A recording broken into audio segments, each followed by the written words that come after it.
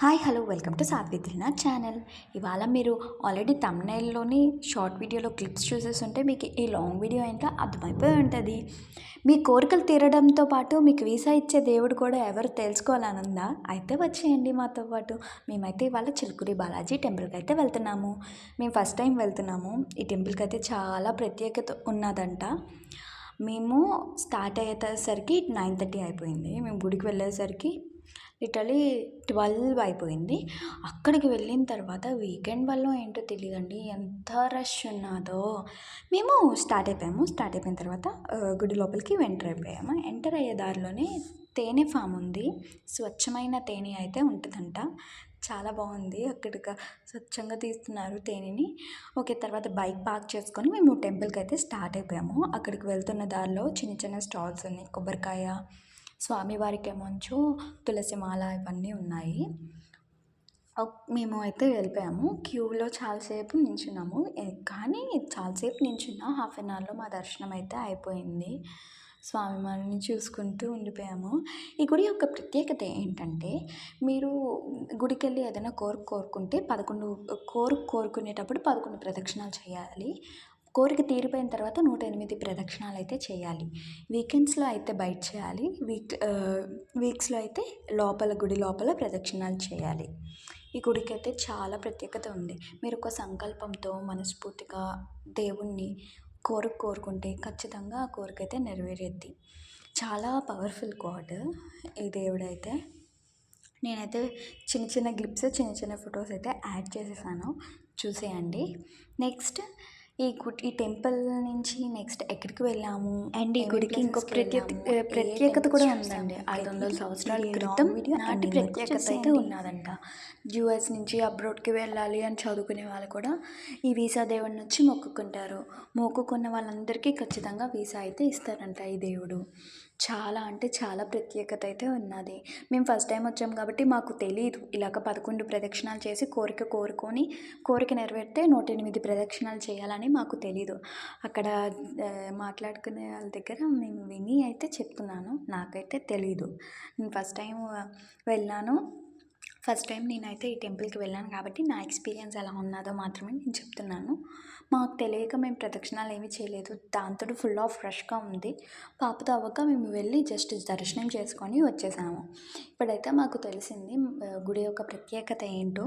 Next time అయితే ఒక మంచి సంకల్పంతో నేను కోరుకొని నా కోరిక నెరవేరాలని నేను ఆ దేవుడిని అయితే కోరుకుంటున్నాను. ఇంకా చిన్న చిన్న స్టాల్స్ అయితే ఉన్నాయి. మేము గుడి దర్శనం అయిపోయిన తర్వాత మేము బయటకు వచ్చేసాము. అక్కడ చిన్న చిన్న స్టాల్స్ ఉన్నాయి. బ్యాంగిల్ స్టాల్స్, బొమ్మలు అన్నీ ఉన్నాయి. మేమైతే మా పాపకి చిన్న బార్బీ ఫోన్ అయితే కొన్నాము. కొన్న 2 సెకండ్స్కే, చెప్తున్నాను కదా, 2 సెకండ్స్కే ఇరగ్గొట్టేసింది. చిన్న చిన్న బుడ్డి గాజులు, చైన్స్, దేవుడి చిన్న చిన్న దేవుడి ఆల్బమ్స్ కూడా ఉన్నాయి. తర్వాత మేము బయటకు వచ్చేసి స్టార్ట్ అయిపోయాము. అక్కడి నుంచి మేము కాళికామాత టెంపుల్కి వెళ్ళాము. కాళికామాత టెంపుల్కి కూడా కాళికామాత టెంపుల్కి అయితే పంతులు ఉండరు. ఈ కాళికామాత టెంపుల్కి కూడా చాలా ప్రత్యేకత అయితే ఉన్నది. ఈ కాళికామాత టెంపుల్లో అమ్మవారు పూర్తిగా బంగారంతో తయారు చేసే ఉంటారు. అమ్మవారు ఉన్నారండి, భలే ముద్దుగా ఉన్నారండి. అలా చూస్తూనే ఉండిపోవాలనిపించింది. అమ్మవారిని అలా చూస్తూ అక్కడే ఉండిపోవాలి అనిపించింది. నా జీవితం మొత్తం అక్కడే గడిపేయాలని అంత బాగున్నారండి అమ్మవారు మాత్రం. ఈ ఈ టెంపుల్ని అర్రమైసమ్మ టెంపుల్ అని కూడా అంటారు. అసలు అర్రమైసమ్మ టెంపుల్ అని ఎందుకు పేరు వచ్చిందో నేను చెప్తాను. నాకు తెలిసిన నాకు తెలిసిన కొంత మ్యాటర్ అయితే నేను మీతో షేర్ చేసుకుంటున్నాను. అర్రమైసమ్మ టెంపుల్ అని ఎందుకు వచ్చిందంటే, పూర్వం ఈ టెంపుల్కి ముందు ఒక రైతు ఉండేవారంట ఈ టెంపుల్ ఉండే ఏరియాలో. ఆ రైతు దగ్గర ఒకరోజు ఆ రైతుకి కళలోకి అమ్మవారు వచ్చి నాకు గుడి నిర్మించు అని చెప్పి అడిగితే ఒక చిన్న గుడి అయితే నిర్మించారు. నిర్మించిన తర్వాత కొన్ని రోజులకి మిలిటరీ ఆఫీసర్స్ వీళ్ళందరూ వచ్చి ఆ గుడి పాతగా ఉన్నది అని చెప్పి డెవలప్ చేసి ఈ గుడికి పంతులు లేకుండా మిలిటరీ వాళ్ళే చూసుకొని పూజలు అయితే చేయించి మంచిగా మెయింటైన్ అయితే చేస్తున్నారండి. నాకు తెలిసిన వరకు ఇన్ఫర్మేషన్ అయితే ఇది. సో దట్ ఈ అన్నమైసమ్మ తల్లికి చాలా అంటే చాలా పవర్ఫుల్ గాడ్ అని చెప్పుకోవచ్చండి.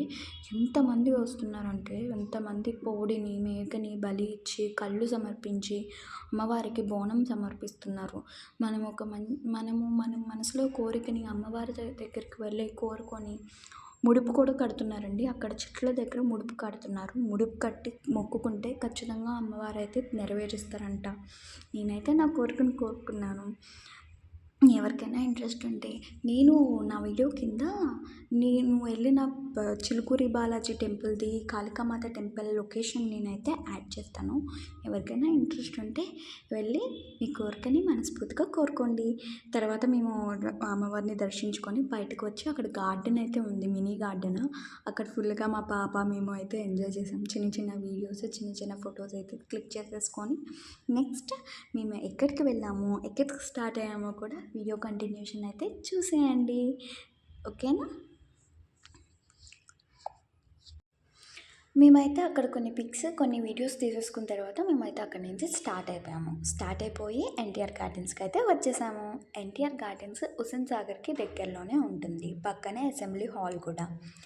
ఎన్టీఆర్ గార్డెన్స్ ఈ ఎన్టీఆర్ గార్డెన్స్ కూడా ఒక ప్రత్యేకత అయితే ఉన్నదండి. ఎన్టీఆర్ గారు ఉన్నప్పుడు ఎన్టీఆర్ గారు చనిపోయిన తర్వాత గవర్నమెంట్ అయితే ఈ ఒక గార్డెన్ని అంటే కన్స్ట్రక్ట్ చేశారు. అండ్ ఈ గార్డెన్ ఏరియాలోనే ఆయన సమాధి కూడా ఉన్నది అని నేను విన్నాను. నాకు తెలిసిన ఇన్ఫర్మేషన్ వరకు అయితే నేను షేర్ చేసుకుంటున్నాను మీతో. అండ్ ఇక్కడ ఉన్నది కదా, ఈ పైన కిందన్న బాక్స్లా ఉంది కదా, అక్కడే ఎన్టీఆర్ గారి సమాధి అయితే ఉన్నది అని నేను విన్నాను. ఆ తర్వాత మేమైతే కొన్ని పిక్స్, కొన్ని వీడియోస్ అయితే క్లిక్ చేసేసుకున్నాము. ఈవినింగ్ టైంలో అయితే అక్కడ ఫౌంటైన్ ఉంది. అక్కడ లైట్స్ వెలిగి చాలా అంటే చాలా బాగుంటుందండి వ్యూ మాత్రం. ఎప్పుడైనా మీకు పీస్ఫుల్గా ఒక 1 to 2 hours స్పెండ్ చేయాలి అనిపించినప్పుడు, మీకు ఎక్కడికైనా వెళ్ళాలి అనిపించినప్పుడు ఇక్కడ ఎన్టీఆర్ గార్డెన్ అయితే మంచి ప్లేస్ విజిట్ చేయడానికి అని మాత్రం నేను చెప్పగలను.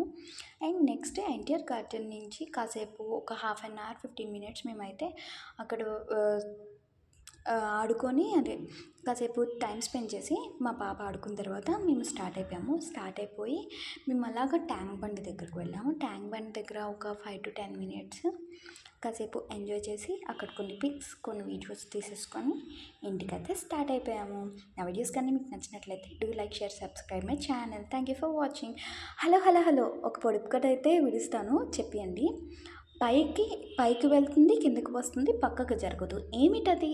మీకు కానీ తెలిస్తే కామెంట్ సెక్షన్లో కామెంట్ చేసేయండి. బాయ్. Thank you.